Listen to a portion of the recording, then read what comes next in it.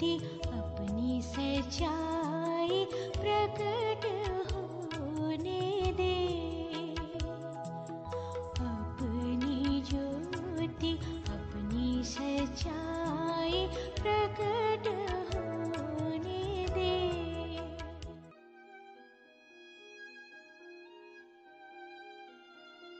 परमेश्वर के रहस्य बाटिए भाई भगत सिंह के द्वारा।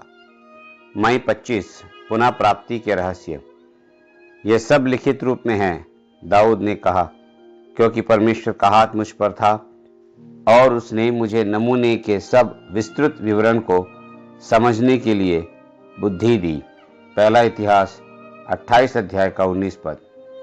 दूसरा इतिहास 3 अध्याय पहले पद में हम ये पढ़ते हैं कि यह वही जगह थी जो बाद में मंदिर का निर्माण स्थल बनी, और दाऊद और देश की उस बड़ी हानि में से परमेश्वर ने न सिर्फ क्षमा और पूरी पुनः प्राप्ति दी, बल्कि उससे भी बढ़कर किया।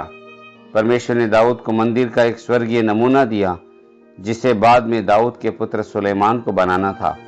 उसने अपने पिता दाऊद द्वारा दिए गए सारे निर्देशों का पालन किया था।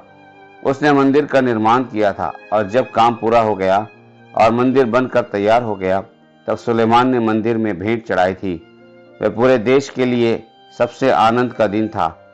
बीती सदियों की सारी हानि को पुनः प्राप्त कर लिया गया था। उन्होंने परमेश्वर की महिमा को देखा और परमेश्वर आकर उनके बीच में रहने लगा था।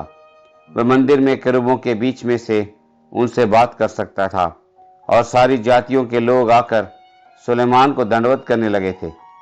एक देश के रूप में उन्होंने बड़ी हानि, बहुत बुरे नुकसान उठाए थे, लेकिन अब कहानी बदल गई थी।